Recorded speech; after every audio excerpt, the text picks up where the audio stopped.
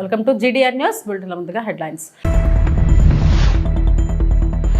శ్రీరామనవమి సందర్భంగా సూర్య తిలక్ వీక్షించిన ప్రధాని మోడీ, శ్రీరాముడికి ప్రార్థనలు.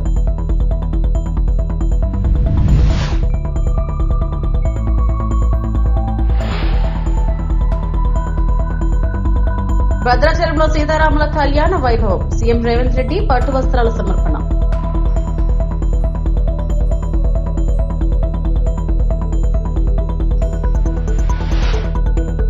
అయోధ్యలో రామనవమి వైభవం, బాలరాముడికి సూర్య తిలకం, భక్తుల పరవశం.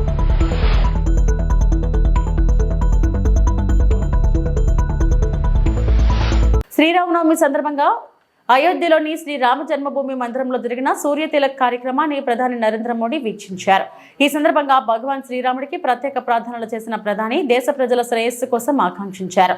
శ్రీరామనవమి సందర్భంగా అయోధ్యలో నిర్వహించిన ఈ కార్యక్రమం భక్తి శ్రద్ధలతో వైభవంగా జరిగింది.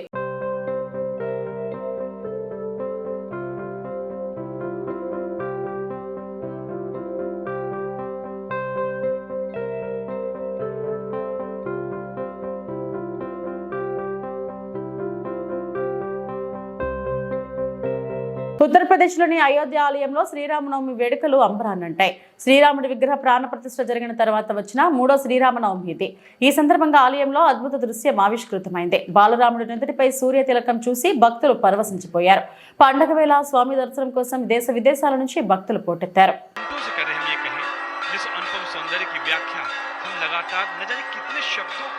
प्रयोग करके अलग अलग तरीके से उनका व्याख्यान कर रहे हैं. आध्यात्मिक सौंदर्य बोध के साथ साथ भौतिक सौंदर्य बोध ला रहे हैं. हम भक्त और भाव और भावना के शब्दों का इस्तेमाल करके हम उस भावना से जुड़ रहे हैं, उस आस्था से जुड़ रहे हैं. और ये सौंदर्य वाकई अब देखिए आरती हो रही है और मैं अपनी वाणी को इस समय यहाँ पर कुछ क्षणों के लिए विराम देना चाहूँगा.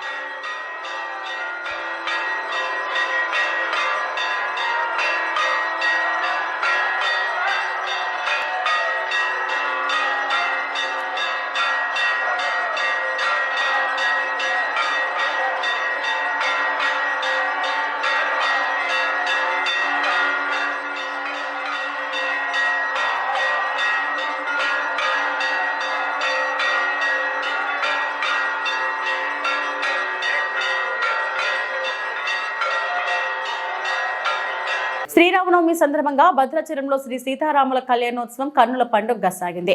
మిథిలా మండపంలో జరుగుతున్న ఈ క్రతువును తిలకించేందుకు తెలుగు రాష్ట్రాల నుంచి పెద్ద ఎత్తున భక్తులు తరలివచ్చారు. దీంతో భద్రాచలం వీధులు రామనామ స్మరణతో మారుమరుగుతున్నాయి. తెలంగాణ ప్రభుత్వం తరపున స్వామివారికి తెలంగాణ సీఎం రేవంత్ రెడ్డి, గీత దంపతులు పట్టు వస్త్రాలు, ముత్యాల తలంబ్రాలు సమర్పించారు. ఈ కళ్యాణోత్సవంలో తెలంగాణ డిప్యూటీ సీఎం బట్టి విక్రమార్క, మంత్రులు తుమ్మల నాగేశ్వరరావు, పొంగిరెడ్డి శ్రీనివాసరెడ్డి, కొండా సురేఖ, అడ్లూరి లక్ష్మణ్ కుమార్ తదితరులు పాల్గొన్నారు. అంతకుముందు భద్రాచలం ఆలయ అభివృద్ధి పనులకు సీఎం రేవంత్ రెడ్డి భూమి పూజ చేశారు. తొలి విడతలో 350 కోట్లతో చేపట్టే పనులకు ఆయన శంకుస్థాపన చేశారు. రామానుజాదిస్వాచార్యవర్యైః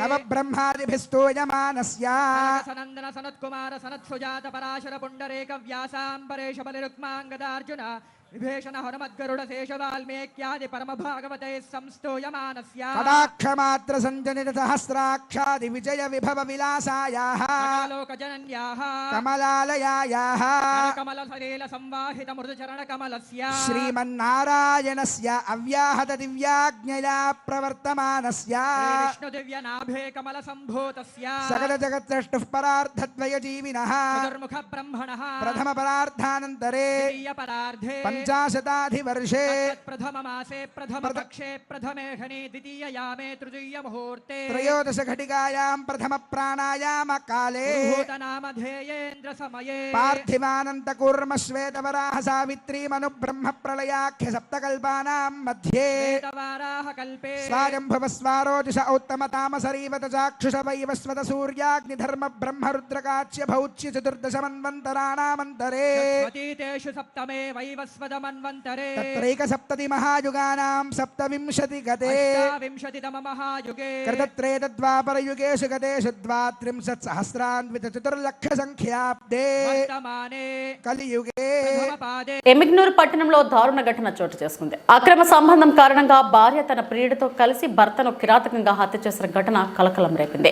గోనెగండ్ల మండలం పెద్దనెల్లటూరుకు చెందిన నరేంద్రకు పద్మతో వివాహం జరిగింది. వీరికి 3 కుమార్తెలు ఉన్నారు. గత ఏడాది కాలంగా పద్మకు వంశీతో అక్రమ సంబంధం కొనసాగుతున్నట్లు సమాచారం. ఈ విషయంపై దంపతుల మధ్య తరచూ వివాదాలు జరుగుతుంటేవి. ఈ క్రమంలో మార్చి 21వ తేదీ రాత్రి నరేంద్ర మద్యం సేవించి నిద్రలో ఉండగా పద్మ తన ప్రియుడు వంశీని ఇంటికి పిలిపించింది. అనంతరం ఇద్దరు కలిసి నరేంద్రపై దాడి చేసి హత్య చేశారు. ఘటన సమయంలో పిల్లలను వేరే గదిలో పెట్టి తలుపు వేసినట్లు పోలీసులు తెలిపారు. హత్య అనంతరం నిందితులు సాక్ష్యాలను నాశనం చేయడానికి ప్రయత్నించారు. మృతదేహాన్ని చాపలో చుట్టి బైక్పై తరలించి కొల్లట్ల గ్రామ శివారులో పడేసి బైక్కు నిప్పంటించి తగలబెట్టారు. మార్చి 23వ తేదీన మృతదేహాన్ని గుర్తించిన పోలీసులు దర్యాప్తు ప్రారంభించారు.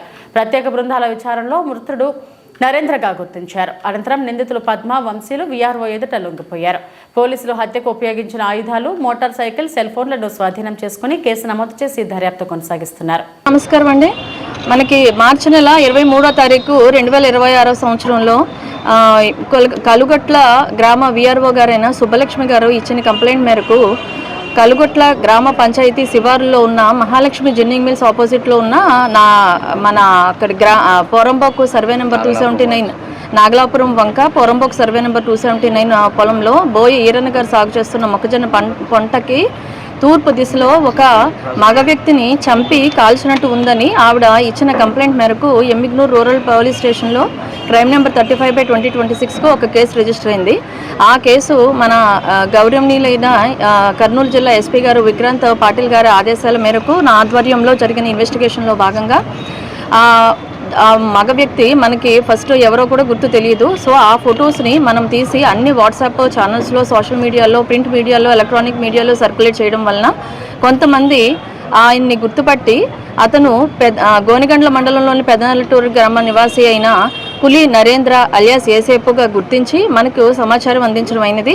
ఆ తర్వాత వాళ్ళ కుటుంబ సభ్యులు వచ్చి అతని శవాన్ని గుర్తుపట్టి అతనికి ఇలా ఎవరైతే చంపి కాల్చారో అని చెప్పి చూసిన దాని ప్రకారం అతని భార్య అయిన పద్మ మరియు ఆమెకి ఒక వివాహేతర సంబంధం ఉంది. అతను కూడా వంశీ అనే వ్యక్తితో వివాహేతర సంబంధం ఉండడంతో వీళ్ళు చంపి ఉండవచ్చు అని మనకి అనుమానం వ్యక్తం చేశారు. ఆ కోణంలో మనం దర్యాప్తు నిర్వహించి 2 టీమ్స్గా డివైడ్ చేసి మన రూరల్ ఎస్ఐ గారైన శ్రీనివాసులు గారు, తర్వాత మన నందవరం ఎస్ఐ గారైన తిమ్మారెడ్డి గారు 2 దర్యాప్తు బృందాలుగా ఏర్పడి రూరల్ సిఐ గారు వీరి పర్యవేక్షణలో నా ఆధ్వర్యంలో మనం ఇన్వెస్టిగేషన్ చేయడం జరిగింది.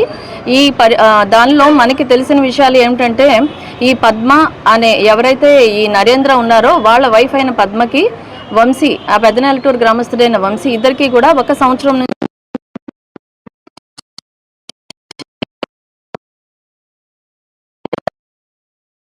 వీళ్ళకి 1 సంవత్సరం నుంచి వివాహేతర సంబంధం ఉండడం వల్ల గ్రామంలో చాలా సార్లు నిర్వహించడం కూడా జరిగింది. అయినప్పటికీ ఈ వంశీ యొక్క సూచనల మేరకు పద్మ పెద్దనెల్లటూరులో వాళ్ళ అత్తగారు అక్కడ ఉన్న బంధువులు భర్తతో గొడవ పెట్టుకుని ఆమెది పుట్టిల్లైన ఎమ్మిగ్నూరు టౌన్లో నివాసం ఉండడం జరిగింది. అదేవిధంగా అతని యొక్క సూచనల మేరకు లాయర్ ద్వారా ఇతనికి నరేంద్రకి నోటీసులు కూడా పంపడం జరిగింది. ఆ నేపథ్యంలో మళ్ళీ పెద్దలు పంచాయతీ చేసి వీళ్ళిద్దరిని కలపడం జరిగింది. తర్వాత వాళ్ళిద్దరూ కూడా 1 నెల క్రితం నుంచి ఎమ్మిగ్నూరు టౌన్లో పద్మ యొక్క పుట్టిల్లైన ఎమ్మిగ్నూరు టౌన్లో వాళ్ళ ఇంటి దగ్గరలో వీళ్ళు కూడా నివాసం ఉండడం జరుగుతుంది.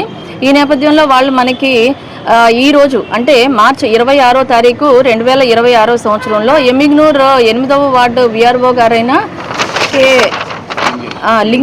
లింగేష్ గారి దగ్గరికి వెళ్ళి పద్మ మరియు వంశీ వాళ్ళిద్దరూ కూడా ఎప్పటికైనా పోలీసులు మమ్మల్ని పట్టుకుంటారన్న భయంతో వాళ్ళ దగ్గరికి వెళ్ళి లొంగిపోవడం జరగడంతో ఆయన తీసుకొచ్చి మన రూరల్ సిఐ గారి దగ్గర ప్రొడ్యూస్ చేయడం జరిగింది. సో ఈ నేపథ్యంలో వాళ్ళు ఇచ్చిన కన్ఫ్యూషన్ మేరకు మనకు ఈ మర్డర్ వివరాలు తెలిసినది ఏంటంటే 21వ తారీఖు అంటే శనివారం, మార్చి 21వ తారీఖు శనివారం రోజు రాత్రి పద్మ తన ప్రియుడైన వంశీకి ఫోన్ చేసి వాళ్ళు ప్లాన్ ప్రకారము ముందే అనుకోవడంతో నరేంద్ర ఎప్పుడైతే ఇంటికి వచ్చి మద్యం సేవించి గాఢ నిద్రలో ఉన్నప్పుడు ఆమె ఫోన్ కాల్ ఆధారంగా వంశీ వాళ్ళ ఇంటికి రావడం జరిగింది. ఇంటికి వచ్చిన తర్వాత ఒక నైఫ్తో నరేంద్ర నిద్రపోతుండగా అతని గొంతు మీద మెడ కుడివైపు భాగంలో కత్తితో పొడవడం జరిగింది. ఆ టైంలో అతను అరవడంతో ఈ పద్మ పిల్లలైన 3 కూతుర్లు ఉన్నారు. ఆమె పెద్ద కుమార్తె లేవడంతో ఈ పద్మ ఏం చేసిందంటే పిల్లల్ని తీసుకుని పక్క కుటుంబంలో వాళ్ళని పెట్టి తలుపేసి వచ్చి మళ్ళీ ఇతన్ని నరేంద్రని కదలకుండా కాళ్ళు పట్టుకోవడం జరిగింది. ఆ తర్వాత వంశీ అతని మెడను నులిమి చంపడం జరిగింది. ఆ క్రమంలో అక్కడంతా రక్తం చెందడంతో అక్కడ ఉన్న రక్తాన్ని అంతా కూడా ఒక ప్లేట్లోకి ఎత్తి అతను ఏదైతే చాప మీద పడుకున్నారో ఆ శవాన్ని ఆ చాపలోనే చుట్టేసి అక్కడ ఈ హత్యకు ఉపయోగించిన కత్తిని, ఈ ప్లేటును, తర్వాత అక్కడ రక్తపు మరకలైన బట్టలను అన్నీ కూడా దాంట్లో వేసేసి సూపర్ సంచులు ఉంటాయి కదా తార్పాలు, దానిలో ఆ శవాన్ని చుట్టి ఒక చీరతో కట్టి వీళ్ళిద్దరూ కలిసి అది మృతుడి మోటార్ సైకిల్ అయిన AP 21cc 2850 ఆ బైక్ మీద ఈ శవాన్ని కట్టిన దాన్ని చీరతో చుట్టేసి బైక్ మీద ఎత్తి ఇద్దరు కూడా బైక్ కట్టేసి ఈ వంశీ ఎవరైతే ఉన్నారో ఇతన్ని తీసుకెళ్లి ఇప్పుడు మనకు దొరికిన ఈ శవం మీద దొరికిన ప్లేస్ కల్గుట్ల గ్రామ శివార్లోని సర్వే నెంబర్ 279 తూర్పు భాగంలో అతన్ని అక్కడ పడేసి అర్ధరాత్రి సమయంలో బైక్లో ఉన్న పెట్రోల్ ఓపెన్ చేసి ఆ పెట్రోల్ శవం మీద చల్లి అగ్గిపెట్టితో నిప్పు అంటించేసి వచ్చేయడం జరిగింది. ఆ తర్వాత మనకు వచ్చిన ఇన్ఫర్మేషన్ మేరకు మనకి శవం దొరకడం, తర్వాత దర్యాప్తు చేయడం, ఈ రోజు వాళ్ళు లొంగిపోవడం జరిగింది. ఈ హత్య జరగడానికి ప్రధాన కారణం పద్మ మరియు వంశీలకు ఉన్న వివాహేతర సంబంధం. ఈ రోజు వాళ్ళు వచ్చి VRO గారి దగ్గర లొంగిపోయిన తర్వాత మనం వాళ్ళ దగ్గర నుంచి సీజ్ చేసిన వస్తువులు ఏంటంటే మృతుడి మోటార్ సైకిల్ ఏదైతే హత్య చేసిన తర్వాత మృతుడి యొక్క శవాన్ని మాయం చేయడానికి ఉపయోగించారో ఆ మోటార్ సైకిల్ AP 21cc 2850 ఆ బైక్ ఒకటి, తర్వాత ఒక 3 సెల్ ఫోన్లు. పాత పెన్షన్ విధానాన్ని పునరుద్ధరించాలని డిమాండ్ చేస్తూ ఆంధ్రప్రదేశ్ CPS ఎంప్లాయీస్ అసోసియేషన్ కీలక నిర్ణయం తీసుకుంది. మేడే సందర్భంగా మే 1న కడపలో మహాసంకల్ప గర్జన నిర్వహించనుంది. తిరుపతి ప్రెస్ క్లబ్ లో నిర్వహించిన మీడియా సమావేశంలో అసోసియేషన్ రాష్ట్ర అసోసియేట్ అధ్యక్షులు చీర్ల కిరణ్ మాట్లాడారు. గత 21 ఏళ్లుగా 4 లక్షల మంది CPS ఉద్యోగులు పెన్షన్ లేక ఇబ్బందులు పడుతున్నారని తెలిపారు. పాత పెన్షన్ పునరుద్ధరణపై గత ప్రభుత్వం ఇచ్చిన హామీ అమలు కాలేదని, ప్రస్తుత ప్రభుత్వమైనా ఈ సమస్యను పరిష్కరించాలని విజ్ఞప్తి చేశారు. రాజస్థాన్, ఛత్తీస్గఢ్, పంజాబ్ వంటి రాష్ట్రాలు ఇప్పటికే పాత పెన్షన్ విధానాన్ని అమలు చేశాయని గుర్తు చేశారు. JPS, UPS పేర్లతో ఉద్యోగులను మభ్యపెట్టడం సరికాదని, CPS రద్దు చేయాలని స్పష్టం చేశారు.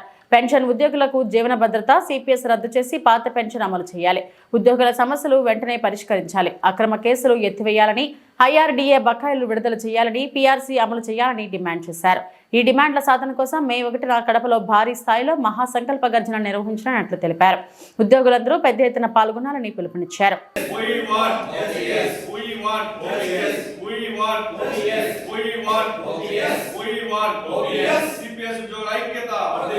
మీడియా మిత్రులందరికీ నమస్కారం.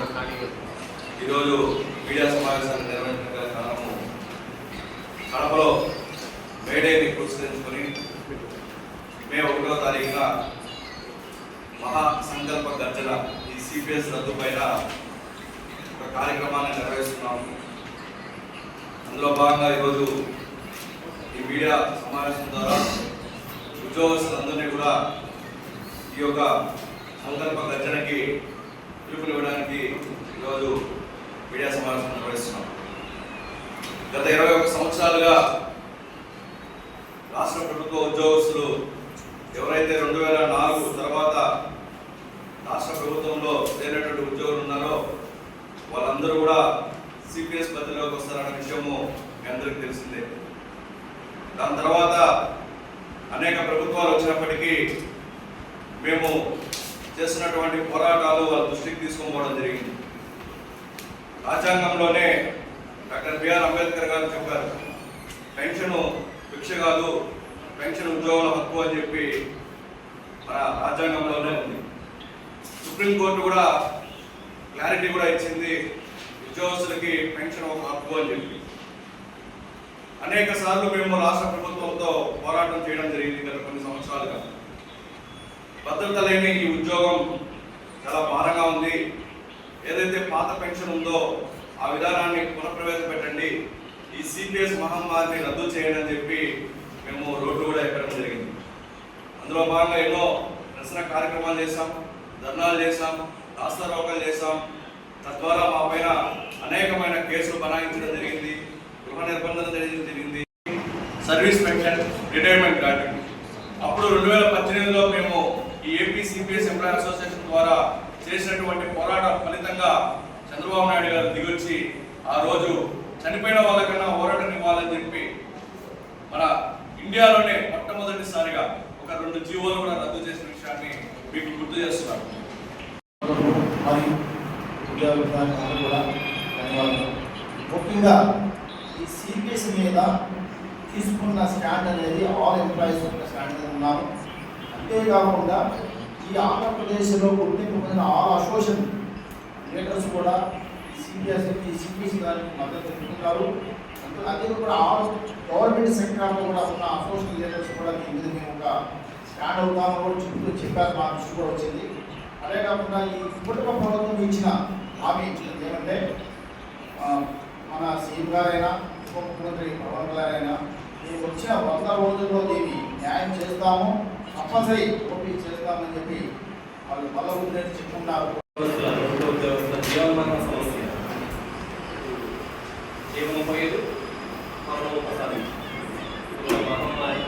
పాలకులందరికీ తెలుసు. మరి దీన్ని ఎందుకు అంతమొందించడం లేదు అర్థం కావట్లేదు. ఈ సిబిఎస్ని ప్రవేశపెట్టి ఉద్యోగస్తులని ఎటుగానే చేస్తారు. ప్రైవేట్గా చేయట్లేదు, ప్రభుత్వ ఉద్యోగం కంటిన్యూ చేయట్లేదు. చాలా రాష్ట్రాలు దీనిపైన కమిటీలు వేసి వాళ్ళ కంట్రిబ్యూషన్ని సిఆర్డీఏ పంపించుకుని ఆపేశారు. మన రాష్ట్రంలో కూడా గౌరవ ముఖ్యమంత్రి నారా చంద్రబాబు నాయుడు అప్పట్లో పక్క కమిటీ వేసి ఏదో ఒక పరిష్కారాన్ని మనం తీసుకొద్దాం అని చెప్పి 2 జీవోలు రద్దు చేసి చనిపోయిన వారికి ఓల్డ్ పెన్షన్ స్కీమ్ ఇవ్వడం, డెత్ గ్రాట్యుటీ ఇవ్వడం జరిగింది. ఆయన అప్పట్లో ఒక మంచి పరిష్కారం తీసుకొచ్చే ప్రయత్నం అయితే జరిగింది. తర్వాత ముఖ్యమంత్రి గారు పాదయాత్రలో నన్ను పిలిపించుకొని రామచెరువు దగ్గర నా చేతిలో చేయి వేసి మనం అధికారంలోకి వచ్చిన 15 రోజుల్లో సిపిఎస్ రద్దు చేస్తామని స్వయాన గత ముఖ్యమంత్రి గారు శ్రీ జగన్మోహన్ రెడ్డి గారు మా చేతిలో చేయి వేసి చెప్పడం జరిగింది. తదనంతరం మరి ఏం జరిగింది అనేది అందరికీ తెలిసిందే. తరువాత కూటమి ప్రభుత్వం అధికారంలోకి వచ్చే ముందు శ్రీయులు పవన్ కళ్యాణ్ గారు మన ఉప ముఖ్యమంత్రి గారు ఓల్డ్ పెన్షన్ స్కీమ్ గురించి ప్రాముఖ్యతను వివరించి అధికారంలోకి వచ్చిన సంవత్సరం రోజుల్లో మనం ఒక మంచి పరిష్కారాన్ని తీసుకొస్తాము. అసెంబ్లీ సమావేశాలలో భాగంగా శేరలింగంపల్లి నియోజకవర్గ ఎమ్మెల్యే అరకపూడి గాంధీ గురువారం జరిగిన శేరలింగంపల్లి అభివృద్ధి కోసం గత టీఆర్ఎస్ ప్రభుత్వం హయాంలో డ్రైనేజీలు, రోడ్లు నిర్మాణాల కోసం కోట్లాది రూపాయలు మంజూరు అయ్యాయని బీఆర్ఎస్ రాష్ట్ర నాయకుడు రవి యాదవ్ శుక్రవారం విలేకరుల సమావేశంలో ఆరోపించారు. నియోజకవర్గాన్ని అభివృద్ధి చేస్తారని, తన సొంత ఆస్తులను దక్కించుకోవడానికి కాంగ్రెస్ పార్టీలోకి వెళ్లి నియోజకవర్గ ప్రజలను మోసాలకు గురి చేస్తున్నాడని దుయ్యబట్టారు. సమావేశంలో పార్టీ నాయకులు పాల్గొన్నారు. ఎందుకంటే మా బీఆర్ఎస్ ప్రభుత్వం ఉన్నప్పుడే ఈ రోడ్లని శాంక్షన్ అయింది. మేము కాంగ్రెస్ పార్టీ ఈరోజు ఎక్కడ కూడా డెవలప్మెంట్ చేసేయాలని చెప్పేసి నీ మాటలనే అర్థమైంది. కాబట్టి మేము అడుగుతా ఉన్నాం. మేము కోవిడ్లో కూడా లింక్ రోడ్లని గుర్తించి road development, Hyderabad road development కూడా గుర్తించి మా ప్రభుత్వంలో ఉన్నప్పుడు అన్ని రోడ్లు గుర్తించి కూడా ఆ రోజు శాంక్షన్ చేస్తే కూడా ఈరోజు నువ్వు గాంధీ మారి పార్టీ మారి ఈరోజు నువ్వు ఏం చేస్తా ఉన్నావు అని చెప్పేసి కూడా మేము గట్టిగా అడుగుతా ఉన్నాం. ఎందుకంటే నువ్వు పార్టీ మారింది నీ స్వార్థ రాజకీయాల కోసమేనా? నీ మాటల్లోనే అర్థమవుతా ఉన్నది ఈరోజు. ఎందుకంటే నిన్న అసెంబ్లీ సాక్షిగా నువ్వు చెప్తా ఉంటే శేర్లింగంపల్లి ప్రజలు ఇక్కడ అందరికీ అర్థమైపోయింది. నువ్వు బీఆర్ఎస్ పార్టీలో ఉన్నప్పుడు రోడ్ శాంక్షన్ చేస్తే ఇప్పుడు మేము ఒకటే అడుగుతా ఉన్నాం. 3 సంవత్సరాల సంధి నువ్వు ఏం చేస్తా ఉన్నావు? మా ప్రభుత్వంలో రోడ్డు శాంక్షన్ చేస్తే ఇంకా పనులు ఇక్కడ కూడా ప్రారంభించలేరు. ఎందుకని అడుగుతా ఉన్నాం. అన్ని ఆస్కారాలు ఉన్నాయి, పనులు చేయడానికే అన్నీ అందుబాటులో ఉన్నాయి. ఎక్కడ కూడా మీరు పని చేయకుండా ఈరోజు నువ్వు చిలక పలుకులు పలుకుతా ఉన్నావు. గాంధీ ఖబర్దార్. ఎందుకంటే నీకు డెవలప్మెంట్ మీద, ప్రజల మీద ఎలాంటి నీకు ఆలోచన లేదు. ఏదో నిన్న అసెంబ్లీలో నీ నోటికి వచ్చినట్టుగా ఏదో నాటి మాటలు వెళ్ళిపోయినావు. కాబట్టి ఎవరు నమ్మే పరిస్థితులు లేరు. రేపు పొద్దున నీకు ఎమ్మెల్యే కానీ జిహెచ్ఎంసీ ఎన్నికల్లో కానీ మీకు తగిన బుద్ధి చెప్తారని చెప్పేసి కూడా ఈ సందర్భంగా తెలియజేస్తూ ఉన్నాం. ఎందుకంటే మేము మా బీఆర్ఎస్ పార్టీ పైన గెలిచి ఈరోజు నువ్వు డెవలప్మెంట్ పేరు మీద పార్టీ మారి ఈరోజు నువ్వు ఎక్కడ కూడా డెవలప్మెంట్ చేయకుండా నువ్వు మాయమాటలు చెప్తూ నువ్వు తిరుగుతూ ఉన్నావు. ఎక్కడ కూడా నువ్వు కాన్స్టిట్యున్సీలో కూడా నువ్వు ఎక్కడ ఏ రోడ్డు కూడా శాంక్షన్ చేసిన దాఖలు లేవు. మా ప్రభుత్వంలో 140 రోడ్లు లింక్ రోడ్లు గుర్తించి అన్నిటికీ శాంక్షన్ చేస్తే మీరు ఎక్కడ కూడా ఏ ఒక్క రోడ్డు కూడా మీరు ఈరోజు ప్రారంభించకుండా ఏ ఒక్క రోడ్డు కూడా వేయకుండా ఈరోజు మీరు పాపం గడుపుతా ఉన్నారు. నువ్వు ఈరోజు ఇన్ని రోజులు ఏం చేసినావు? నీకు ఒక ఎమ్మెల్యేగా ఉండి నిన్న చెప్తా ఉన్నావు కదా, మళ్ళీ ఇన్ని రోజులు 3 సంవత్సరాల సార్ నువ్వు పార్టీ మారి ఈరోజు ఏం చేసినావు అని చెప్పేసి కూడా మా శేర్లింగం మళ్ళీ ప్రజానికం అందరూ ఈరోజు గమనించి అడుగుతా ఉన్నారు. ఎందుకంటే నువ్వు పార్టీ మారింది ఓన్లీ నువ్వు నీ స్వార్థ రాజకీయం కోసం నీ కబ్జా చేసుకున్న భూములు కాపాడుకోనికి, కానీ నువ్వు ఎక్కడ కూడా నువ్వు ప్రజలని నువ్వు డెవలప్మెంట్ చేసి ప్రయోజనాల గురించి నువ్వు ఎక్కడ కూడా నువ్వు ప్రయత్నించలేవు. ఎందుకంటే ప్రజలు గమనిస్తూ ఉన్నారు, నువ్వు ప్రజలలో లేవు, నువ్వు ప్రజల గురించి నువ్వు గెలిచిన ఎమ్మెల్యే కాదు, ఓన్లీ నీ స్వార్థ రాజకీయాలు. మెదక్ జిల్లా తుఫ్రాన్ పోలీస్ స్టేషన్ పరిధిలో బంగారు నగలతో పోగొట్టుకున్న బ్యాగ్ను గంటల వ్యవధిలో పోలీసులు స్వాధీనం చేసుకున్నారు. టీ స్టాల్ నడిపే వ్యక్తి బంగారం బ్యాగ్ను స్వాధీనం చేసుకుని నిజాయితీగా పోలీసులకు అప్పగించారు. వివరాలను చూస్తే తుఫ్రాన్ పోలీస్ స్టేషన్ పరిధి అల్లాపూర్ గ్రామం చెందిన నరసింహులు అనే వ్యక్తి తన కూతురు బంగారు నగలు తీసుకుని దొంతి గ్రామానికి వెళ్తుండగా బ్రాహ్మణపల్లి రైల్వే స్టేషన్ సమీపంలో ద్విచక్ర వాహనంపై నుండి బంగారం ఉన్న బ్యాగ్ కింద పడింది. అది గమనించకుండా నరసింహులు వెళ్లిపోయారు. ఈ కార్యక్రమంలో టీ స్టాల్ నడుపుతున్న నాగరాజు, కృష్ణ అనే వ్యక్తులకు ఈ బ్యాగ్ లభించింది. దీంతో వారు పోలీసులకు సమాచారం అందించి బ్యాగ్ను అందజేశారు. నిజాయితీగా 9 తులాల బంగారం అందించిన నాగరాజు ప్రశ్నలను తుఫ్రాన్ డీఎస్పీ నరేంద్ర గౌడ్, రంగా కృష్ణ, ఎస్ఐ గంగరాజు ఘనంగా సన్మానించి అభినందించారు.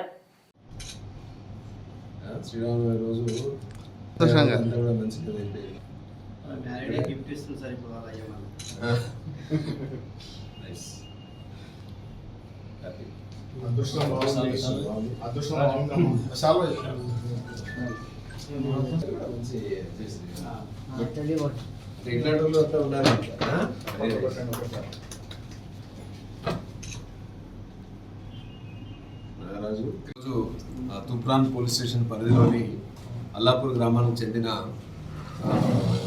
నరసింహులు అనే వ్యక్తి తన కూతురు పెళ్లి రోజు సందర్భంగా ఆయన ఒక 9 తులాల గోల్డ్, దాదాపు ఒక 13 లక్షల వస్తున్న గోల్డ్ ఆర్నమెంట్స్ దొంతికి తీసుకెళ్తున్న క్రమంలో, శభాష్పల్లికి తీసుకెళ్తున్న క్రమంలో అక్కడ స్పీడ్ బ్రేకర్ దగ్గర ఆ బ్యాగ్, ఏదైతే ఆభరణం ఉన్న బ్యాగ్ కింద పడడం జరిగింది. తర్వాత ఆయన అక్కడికి ముందు వెళ్ళిన తర్వాత ఆయన చూసుకుని మమ్మల్ని పోలీస్ని ఎస్ఐ తుఫ్రాన్ గంగరాజు, తర్వాత సిఐ రంగకృష్ణ అండ్ టీంని అప్రోచ్ కావడం జరిగింది. వెంటనే టీము రంగంలోకి దిగి మొత్తం సీసీ కెమెరాలు ఇవన్నీ కూడా వెరిఫై చేస్తున్న క్రమంలో మాకు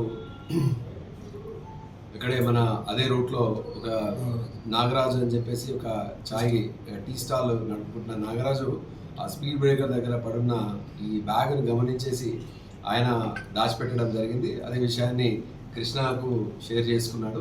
చేసి దేవర్ వెయిటింగ్, ఎవరు నష్టపోయినారో, తర్వాత ఎవరికైతే మర్చిపోయినారో లేకపోతే కింద పడిపోయిందో వాళ్ళు ఎవరైతే బాధితుల కోసం వెయిట్ చేస్తున్న క్రమంలో పోలీసులు అప్రోచ్ కావడంతో నిజాయితీతోటి ఆయన ముందుకు వచ్చేసి ఆ బ్యాగ్ని పోలీస్కి హ్యాండ్ ఓవర్ చేయడం జరిగింది.